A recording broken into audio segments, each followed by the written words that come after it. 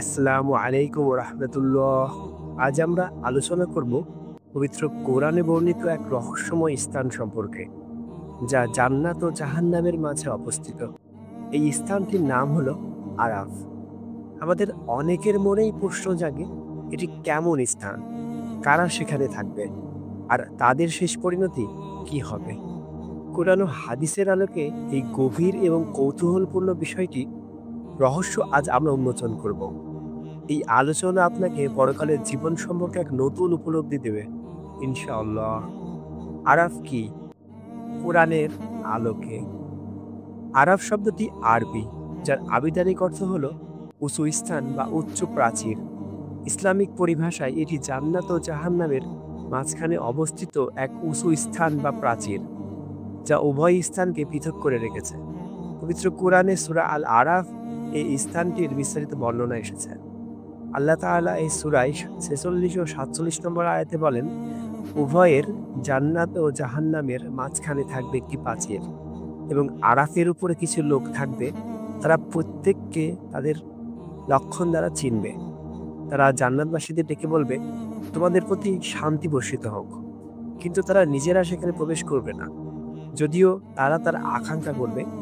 আর যখন তাদের দৃষ্টি জাহান্নামবাসীদের দিকে ফিরবে, তখন তারা বলবে, হে আমাদের প্রতিপালক, আমাদেরকে এই জালিম সম্প্রদায়ের অন্তর্ভুক্ত করো না। এই আয়াতগুলো থেকে স্পষ্ট বোঝা যায় যে আরাফ একটি স্থান যেখানে মানুষ অবস্থান করবে। তারা জান্নাত ও জাহান্নামের উভয়ই দেখতে পাবে। আরাফের বাসিন্দা কারা? আরাফের বাসিন্দা কারা হবে তা নিয়ে ইসলামিক স্কলারদের মধ্যে বিভিন্ন মত প্রচলিত আছে।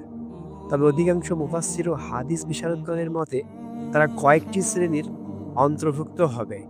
এক, যাদের নেকি ও বদির পরিমাণ সমান। এই লোকেরা তারাই যারা পুণ্য ও পাপের পরিমাণ সমান হয়ে গেছে, তাদের কোনো নেকি নেই বা যাতে দিয়ে তারা জান্নাতে যেতে পারে, আবার কোনো গুরুতর পাপও নেই যার জন্য তাদের জাহান্নামে যেতে হবে। তারা আল্লাহ সুবহানাহু ওয়া তাআলার ফায়সালার অপেক্ষায় এই আরাফ নামক স্থানে অবস্থান করবে। দুই, যাদের ব্যাপারে কোনো সিদ্ধান্ত হয়নি। কিছু মানুষ এমনও হতে পারে যাদের ব্যাপারে বিচার দিন আল্লাহ সুবহানাহু ওয়া তাআলা কোনো সিদ্ধান্ত গ্রহণ করেননি। তারা জান্নাত বা জাহান্নামের জন্য অপেক্ষা করবে। তিন, নবজাতক যারা মারা গেছে। কোনো তাফসিরে উল্লেখ আছে যে অপ্রাপ্তবয়স্ক মুসলিম শিশুরা যারা প্রাপ্তবয়স্ক হওয়ার আগেই মারা যায়, তারা এই স্থানে থাকতে পারে। তবে অধিকাংশ আলেমের মতে মুসলিম শিশুদের স্থান জান্নাতে। যারা ইসলাম প্রচার করতে পারেনি, এমন কিছু লোক যারা ইসলাম সম্পর্কে ভালোভাবে জানতে পারেনি বা ইসলাম তাদের কাছে পৌঁছায়নি, তারাও এই স্থানে থাকতে পারে, যদি এই মতটি তুলনামূলকভাবে কম প্রচলিত। মূলত আরাফ এর বাসিন্দারা এমন হবে যাদের আল্লাহর দয়া ছাড়া জান্নাতে প্রবেশের আর কোনো উপায় থাকবে না। আরাফের বাসিন্দাদের অবস্থা। আরাফের বাসিন্দাদের এক বিশেষ অবস্থা থাকবে, তারা জান্নাতবাসীদের শান্তি ও সুখ দেখতে পাবে এবং জান্নাতে প্রবেশ করার তীব্র আকাঙ্ক্ষা করবে। একই সাথে তারা জাহান্নামবাসীদের ভয়াবহ শাস্তিও দেখবে এবং আল্লাহর কাছে আশ্রয় চাইবে, যাতে তাদের জাহান্নামীদের অন্তর্ভুক্ত না করা হয়।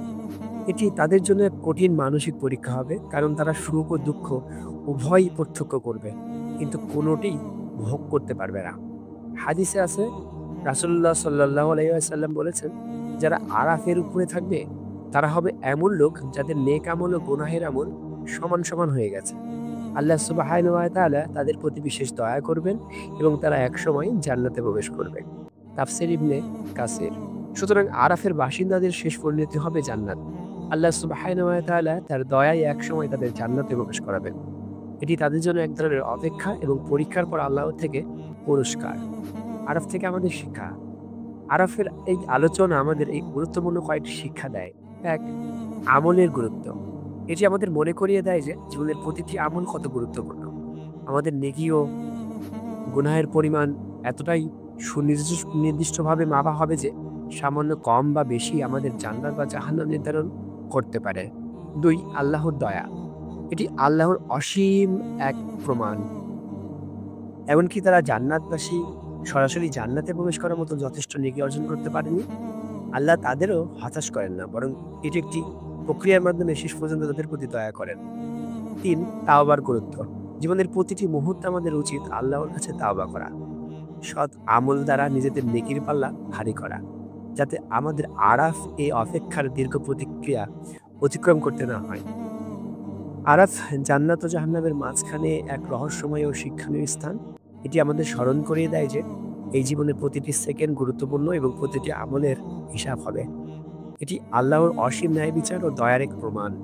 আমরা যেন নিজেদের সৎ আমলের মাধ্যমে জান্নাতের পথ সুগম করতে পারি এবং আরাফের অপেক্ষায় দীর্ঘ প্রতীক্ষা থেকে মুক্তি পেতে পারি। আল্লাহ আমাদের সবাইকে সেই তৌফিক দান করুন। আমিন। ভিডিওটি ভালো লাগলে সাবস্ক্রাইব করুন।